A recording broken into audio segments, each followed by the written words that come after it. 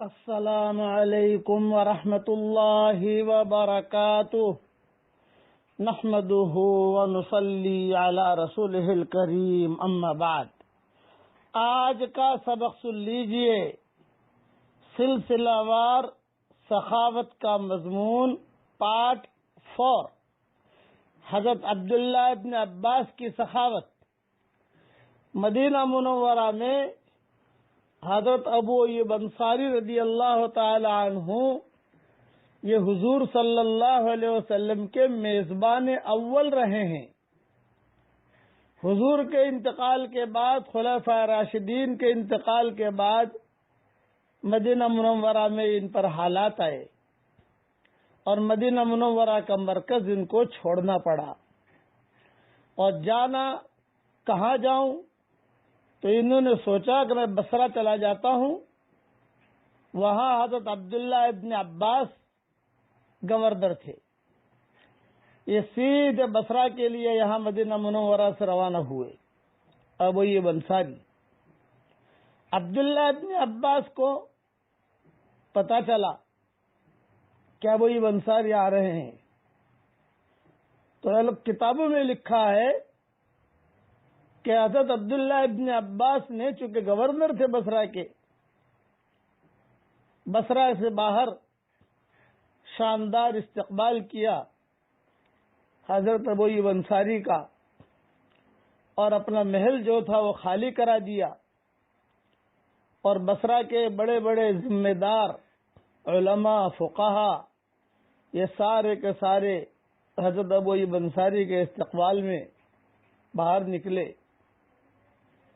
تو حضرت ابو ایوب انصاری نے دیکھا کہ سب طرف گھوڑے ہیں، خچر ہے، غلام اور باندیاں ہیں، اور لوگ استقبال کے لیے آئے ہیں، اور یہ جو ہے فقیر بن چکے تھے ابو ایوب انصاری، ان پر حالات آئے تھے مدینہ منورہ میں۔ تو عبداللہ ابن عباس نے ان کا استقبال کر کے ان کو اپنے محل میں ٹھہرایا، اپنے وائٹ ہاؤس میں، چونکہ گورنر تھے یہ عبداللہ ابن عباس۔ ابو ایوب انصاری نے کہا کہ میں اس گھر میں رہنے کے قابل نہیں ہوں، میں تو فقیر آدمی ہوں، مجھے تو کسی جگہ جھوپڑے میں آپ رکھ دیجئے، وہیں زندگی گزار لوں گا۔ تو ابو ایوب عبداللہ ابن عباس نے کہا کہ نہیں، آپ کے لیے ہم نے یہی جگہ تجویز کی ہے، یہی قیام فرمائیے۔ اور یہ کہہ کر عبداللہ ابن عباس بہت روئے۔ یوں کہا کہ حضور صلی اللہ علیہ وسلم جب مدینہ منورہ تشریف لائے تھے تو آپ نے اپنا مکان خالی کر دیا تھا، اور دونوں میاں بیوی نے خوب قربانی دی تھی۔ اور عبداللہ ابن عباس نے میزبانی کے سارے قصے حضرت ابو ایوب انصاری کو سنائے۔ بولے وہ دن ہمیں یاد ہے کہ آپ نے حضور صلی اللہ علیہ وسلم کا کتنا استقبال کیا تھا، آپ کی بیوی نے، آپ کے بچوں نے۔ کھانا پکتا تھا تو سب سے پہلے حضور کی خدمت میں کھانا جاتا تھا۔ کھانا پکتا تھا تو حضور صلی اللہ علیہ وسلم کو پوچھا جاتا تھا کہ آپ کو کون سا کھانا پسند ہے۔ ایک مرتبہ لہسن زیادہ ہو گیا تو حضور صلی اللہ علیہ وسلم نے کھانا نہیں کھایا، اس لیے کہ ان کے گھر والوں کی عادت تھی کہ حضور کے وہاں سے کھانا جب بچ کے آتا تھا پھر گھر والے اور بچے بچیاں کھانا کھاتے تھے۔ کھانا جو کا تو واپس آیا۔ ابو ایوب انصاری، آپ کو یاد ہوگا کہ آپ حضور کے پاس گئے اور حضور کے پاس جا کر آپ نے کہا کہ آج آپ نے کھانا نہیں کھایا، تو حضور صلی اللہ علیہ وسلم نے کھانے میں کوئی برائی نہیں نکالی، انہوں نے کہا نہیں، میں نے کھا لیا جو مجھے حاجت تھی، نہیں حضرت فرمائیے۔ تو حضور نے بہت محبت سے کہا کہ میرے پاس جبریل آتے ہیں اور اللہ کا کلام لے کر آتے ہیں، آج کھانے میں لہسن زیادہ تھا تو اس کی وجہ سے منہ میں سے بدبو آئے گی، تو میں نہیں چاہتا کہ میرے منہ کی بدبو کی وجہ سے جبریل کو تکلیف ہو۔ یہ سن کر جتنا مجمع تھا وہ مجمع بھی بہت رویا، عبداللہ ابن عباس بھی بہت روئے، اور ابو ایوب انصاری بھی بہت روئے، اور بہت ہی احترام کے ساتھ اپنے مکان میں ان کو رکھا. پھر اب وہ یہ انصاری منع کرنے لگے تو اتنے بڑے محل میں کہاں رہوں گا. فرمایا کہ نہیں، حضور کے لیے آپ نے اپنا مکان خالی کیا تھا، میں آپ کے لیے میرا مکان خالی کرتا ہوں. حضور کے لیے تو آپ نے اپنا مکان خالی کیا تھا، میں جو ہے آپ کے لیے میرا مکان خالی کرتا ہوں. اور اگر میں نے آپ کے لیے میرا مکان خالی نہیں کیا تو میں حشر کے میدان میں حضور کو منہ دکھا نہیں سکوں گا. یہ قصہ حیات الصحابہ میں بھی ہے، مکارم اخلاق میں بھی ہے، اور سیرت کی کئی کتابوں میں ہے. ایک مرتبہ مرکز نظام الدین میں فجر کی نماز کے بعد ہمارے حضرت مولانا زبیر صاحب رحمۃ اللہ علیہ کبھی کبھی مجھے کہا کرتے تھے کہ مولوی یونس کچھ سناؤ.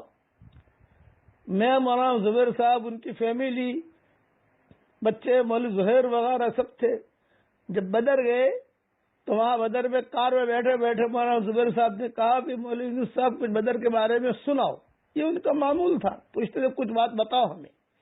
میں نے جب یہ بات قصہ حضرت ابو ایوب انصاری کا سنایا مولانا زبیر صاحب رحمۃ اللہ علیہ کو، چونکہ بدن بھاری تھا لیکن بیٹھے بیٹھے بہت روئے، ہچکیاں بن گئی.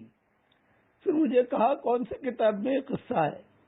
ان کی عادت تھی کوئی چیز کہتے، کوئی چیز پسند آتی کہ مجھے لکھ کر دو، حوالہ لکھ کر دو. یہ ان کا معمول تھا. پھر وہ پڑھتے، اپنے پاس رکھتے، کبھی کبھار بیانی میں چیز لے آتے. میں نے کہا تو حیات الصحابہ میں ہے، حیات الصحابہ میں ہے اور مکارم اخلاق میں ہے. چونکہ ہماری بکھری موتی اس وقت چل رہی تھی. تو عبداللہ ابن عباس رضی اللہ تعالیٰ عنہما نے اتنا ہی سخاوت کی کہ ابو ایوب انصاری سے کہا کہ اس مکان میں جتنا مال ہے وہ سارا کے سارا آپ کا ہے، میری طرف سے ہدیہ ہے. اور یہ بتائیے حضرت آپ پر کتنا قرضہ ہے؟ ابو ایوب انصاری نے کہا 20,000 کا مقروض ہوں. عبداللہ ابن عباس نے 40,000 عطا فرمائے اور ساتھ ہی 20 غلام دے کر فرمایا گھر میں جو سامان ہے وہ بھی آپ کی ملک ہے اور جتنا آپ رہنا چاہیں یہاں رہ سکتے ہیں.